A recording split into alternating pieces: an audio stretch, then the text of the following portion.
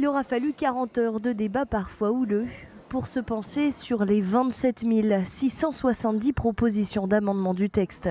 Dans la nuit de mercredi à jeudi, la commission des lois du Parlement israélien a approuvé la version du texte de l'annulation de la clause de raisonnabilité à 9 députés pour, 7 contre, une approbation nécessaire après le vote en première lecture et obligatoire pour avancer et faire adopter définitivement le texte.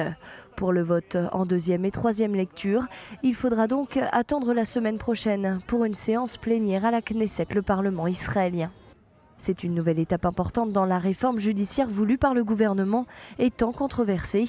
En réponse, les opposants à cette réforme descendent une nouvelle fois dans les rues ce jeudi. Une paralysie est prévue en fin de journée, mais déjà dans certaines villes du pays, notamment à Haïfa, des centaines d'Israéliens manifestent devant certains bâtiments du gouvernement, drapeaux israéliens en main et appelant à la démocratie. Une manifestation suivie par de plus en plus de réservistes de Tsahal.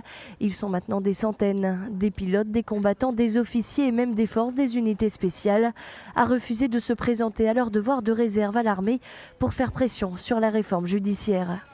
Nous ne sommes pas d'accord avec la réforme judiciaire du gouvernement et nous n'accepterons pas qu'une dictature se mette en place. Nous ne servirons que dans le cadre d'une démocratie. Nous ne servirons pas sous la direction d'un dictateur. Israël est une démocratie. Nous ne servirons Israël que s'il s'agit d'une démocratie juive et d'un pays libéral. L'ancien chef du Shin Bet, les services de sécurité intérieure, soutient lui aussi le mouvement. Nadav Argarman assure que si la réforme est adoptée, Israël deviendra un pays différent.